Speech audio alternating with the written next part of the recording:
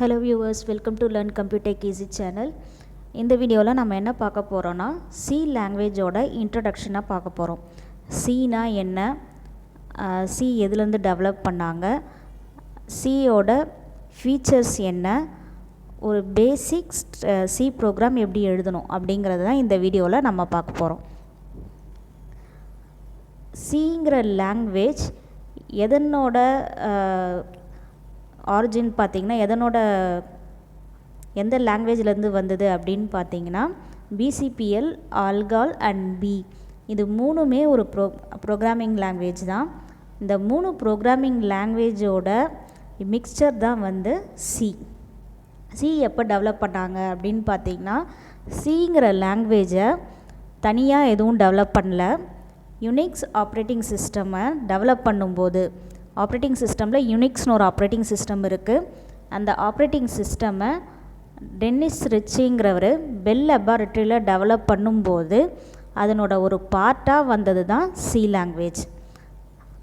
C லாங்குவேஜை 1972 develop பண்ணாங்க.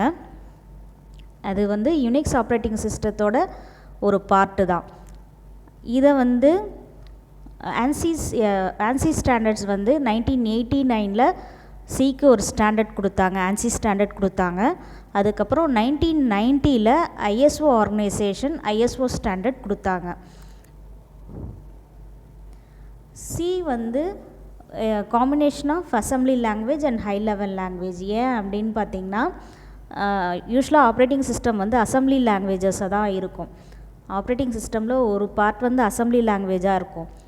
Unix operating சிஸ்டமில் டெவலப் பண்ணும்போது கிடைச்ச ஒரு லாங்குவேஜாக இருக்கிறதுனால இந்த லாங்குவேஜில் வந்து அசம்பிளி லாங்குவேஜும் இருக்கும், ஹை லெவல் லாங்குவேஜோட ஃபியூச்சர்ஸும் இருக்கும்.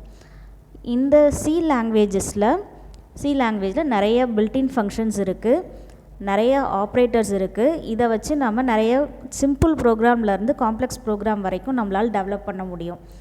இது வந்து combination of assembly and high level லாங்குவேஜுங்கிறதுனால நம்மளால் சியை யூஸ் பண்ணி சிஸ்டம் சாஃப்ட்வேரும் டெவலப் பண்ண முடியும், அப்ளிகேஷன் சாஃப்ட்வேரும் டெவலப் பண்ண முடியும்.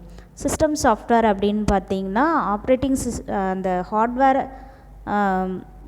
ஹார்ட்வேரை வந்து கம்யூனிகேட் பண்ணுறதுக்கான, அதை ஆக்டிவேட் பண்ணுறதுக்கான சாஃப்ட்வேர்ஸ் எல்லாமே சிஸ்டம் சாஃப்ட்வேர்ஸ் தான். கம்பைலரும் ஒரு சிஸ்டம் சாஃப்ட்வேர் தான். அடுத்து இந்த சி லாங்குவேஜஸை பொறுத்த வரைக்கும் இது வந்து நிறைய டேட்டா டைப்ஸ், ஒரு wide variety of data types இருக்குது. அதே நேரம் யூசர் டிஃபைன் டேட்டா டைப்ஸும் நம்மளால் டெவலப் பண்ண முடியும். சி லாங்குவேஜ் ஒன்லி 32 கேரக்டர்ஸை மட்டும்தான் சப்போர்ட் பண்ணும். பில்டின் ஃபங்க்ஷன்ஸும் ஏற்கனவே சொன்ன மாதிரி பில்டின் ஃபங்க்ஷன்ஸும் நிறைய இருக்குது. யூசர் டிஃபைன் ஃபங்க்ஷன்ஸும் நம்மளால் டெவலப் பண்ண முடியும். இந்த லாங்குவேஜஸில் இருக்கிற ப்ரோக்ராம்ஸ் வந்து ஹைலி போர்ட்டபிள்னால் ஒரு சிஸ்டமில், ஒரு ஆப்ரேட்டிங் சிஸ்டமில் டெவலப் பண்ண ஒரு ப்ரோக்ராமை இன்னொரு ஆப்ரேட்டிங் சிஸ்டமில் நம்மளால் ஓப்பன் பண்ணி ரன் பண்ண முடியும். இந்த சி லாங்குவேஜ் வந்து ஸ்ட்ரக்சர்டு ப்ரோக்ராமிங்க்கு நல்லா சூட் ஆகும். ஸ்ட்ரக்சர்ட் ப்ரோக்ராமிங் அப்படின்னா ஒரு ப்ரோக்ராமை ஃபங்க்ஷன் வைஸ் நம்ம டெவலப் பண்ணோன்னா, இப்போ ஒரு ப்ராஜெக்ட் எடுத்துக்கிட்டு அந்த ப்ராஜெக்டை நம்ம எலாபரேட் பண்ணுறது வந்து ஃபங்க்ஷன் வைஸ் நம்ம எலாபரேட் பண்ணோன்னா அதுக்கு பேர் ஸ்ட்ரக்சர்ட் ப்ரோக்ராமிங். இப்போ வந்து இப்போ மார்க் லிஸ்ட் மேனேஜ்மெண்ட் சிஸ்டம் அப்படின்னு பார்த்தீங்கன்னா மார்க் லிஸ்ட் மேனேஜ்மெண்ட்னால் அதில் என்னென்ன பண்ணுவாங்க அப்படின்னு பார்த்தீங்கன்னா மார்க்ஸை என்டர் பண்ணுவோம், அப்லோடிங் த மார்க்ஸ், அதுக்கப்புறம் அனலைசிங் த ரிசல்ட், அந்த மாதிரி ஃபங்க்ஷன்ஸாக தான் நம்ம வந்து ஸ்ட்ரக்சர் ப்ரோக்ராமிங்கில் செய்வோம். அந்த மாதிரியான ஸ்ட்ரக்சர்டு ப்ரோக்ராமிங்க்கு சி லாங்குவேஜ் நல்லா சூட் ஆகும். இந்த லாங்குவேஜில் வந்து எழுதுகிற ப்ரோக்ராமை, ஏற்கனவே ஒருத்தர் எழுதின ப்ரோக்ராமை நம்மளோட ப்ரோக்ராமில் யூஸ் பண்ணிக்க முடியும். அதே நேரம் அந்த ப்ரோக்ராமில் நம்மளோட ப்ரோக்ராமையும் நம்ம எக்ஸ்டெண்ட் பண்ணிக்க முடியும். இதுதான் எக்ஸ்டெண்ட் பை இட் செல்ஃப். ஒரு ப்ரோக்ராம் எடுத்துக்கிட்டு அந்த ப்ரோக்ராம்லேயே எக்ஸ்ட்ராவாக நம்மளால் ப்ரோக்ராம்ஸை, நம்மளோட ஃபங்க்ஷன்ஸை ஆட் பண்ண முடியும். இதுதான் ஒரு பேசிக் ஸ்ட்ரக்சர். சியோட பேசிக் ஸ்ட்ரக்சர் இதுதான். ஒரு சி ப்ரோக்ராமை எழுதணுன்னா ஃபஸ்ட்டு ஒரு ப்ரோக்ராம் எழுதுறதுக்கு முன்னாடி ப்ரீ ப்ராசஸர் டைரக்டரின்னு ஒன்று நம்ம ஆட் பண்ணணும். ப்ரீ ப்ராசஸர் டைரக்டிவ் அப்படின்னா என்னென்னா ப்ரீ ப்ராசஸிங் அப்படின்னா ப்ராசஸ் பண்ணுறதுக்கு முன்னாடி செய்ய வேண்டிய வேலைகள். இங்கே ப்ரீ ப்ராசஸர் டைரக்டிவ் அப்படின்னா என்னென்னா நாம் நம்மளோட ப்ரோக்ராமில் யூஸ் பண்ணுற டேட்டா டைப்ஸ் பில்டின் ஃபங்க்ஷன்ஸ் எல்லாத்துக்கும் தேவையான அந்த பில்டின் ஃபங்க்ஷன்ஸ் அண்ட் டேட்டா டைப்ஸ்க்கான டெஃபினிஷன்ஸ் எந்தெந்த ஃபைல்ஸ்லலாம் இருக்கோ அந்த ஃபைல்ஸை கொண்டு வந்து இன்க்ளூட் பண்ணணும். அதுதான் ஃபஸ்ட்டு வேலை. இங்கே ப்ரீ ப்ராசஸர் டைரக்டிவ்ன்றது ஹெட்டர் ஃபைல்ஸ். இந்த நம்ம மெயின் இந்த சி ப்ரோக்ராமில் யூஸ் பண்ணுற data types and built-in functions எல்லாமே ஹெட்டர் ஃபைல்ஸில் இருக்கும். அந்த ஹெட்டர் ஃபைல்ஸை எல்லாத்தையும் ஃபஸ்ட்டு இன்க்ளூட் பண்ணணும். இன்க்ளூட் பண்ணதுக்கப்புறம் தான் நம்மளால் ப்ரோக்ராமை எழுத முடியும். ப்ரோக்ராம் வந்து ரன் ஆகும்.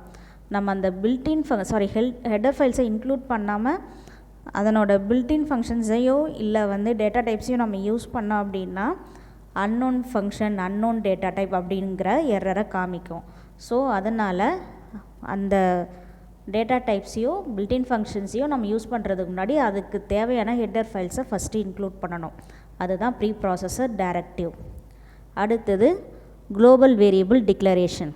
குளோபல் வேரியபிள் டிக்ளரேஷன் அப்படின்னா என்னென்னா நம்மளோட ப்ரோக்ராமில் நம்ம என்னென்னலாம் ஃபங்க்ஷன்ஸ் டெவலப் பண்ணுறோமோ எழுதுகிறோமோ அந்த ஃபங்க்ஷன்ஸில் இருக்கிற வேரியபிள்ஸ் ஒரு ஃபங்க்ஷனில் யூஸ் பண்ணுற வேரியபிளை நம்ம இன்னொரு ஃபங்க்ஷனுக்கு யூஸ் பண்ணுறோம் அப்படின்னா அதை வந்து நம்ம குளோபலாக டிக்ளேர் பண்ணணும். குளோபலாக டிக்ளேர் பண்ணல அப்படின்னா அந்த வேரியபிள் எந்த ஃபங்க்ஷனில் நம்ம டிக்ளேர் பண்ணியிருக்கிறோமோ அந்த ஃபங்க்ஷனில் மட்டும்தான் ஒர்க் ஆகும், அடுத்த ஃபங்க்ஷனில் ஒர்க் ஆகாது.